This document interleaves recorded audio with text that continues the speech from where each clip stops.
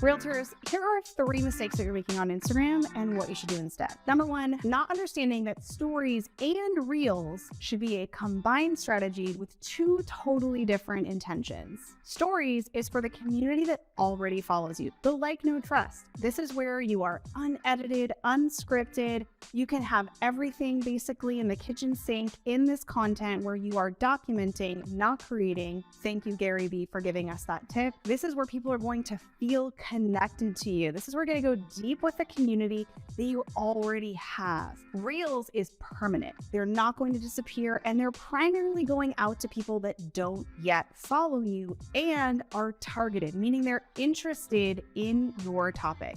You're going to combine reels to go create new relationships and bring people to your profile. They're going to hit follow, and then they're going to build a like, know, and trust through stories. You want to use both, most likely daily stories and 1 or 2, maybe 3 times a week for your reels. You don't have to post every day because the recommendation algorithm is now serving up the most relevant content, not necessarily the most recent. Number 2 is not repeating content. I am somebody who felt like I could never repeat content, and I became overwhelmed and stressed with trying to come up with ideas. So here is a very easy way that you can create content right now. Go look at your grid, maybe even scroll back 6 months or a year ago and recreate the content that you've already posted. If you haven't made a reel or a video about that particular post, then go ahead and make a reel. If you made a reel, then make a carousel post, a multi-image graphic post about the topics in a different format. Some people like to watch videos and some people prefer to read. Number 3, your videos don't make sense with no sound. You have to create for a sound off environment. So many people are consuming with no sound for a variety of reasons or needs.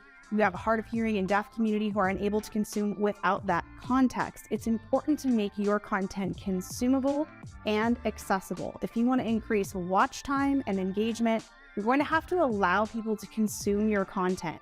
And one of the ways that you are able to do that is by putting closed captioning on your video so that a viewer can scroll through and easily consume that content and know exactly what you're talking about. If they don't know what your content's about, they're likely not going to consume it, and they're certainly not going to engage. Now that you're aware of it, these mistakes can be really easily fixed. If you want to learn more about how to show up online as your real authentic self, make sure that you check out the description and join my 3-step video victory series.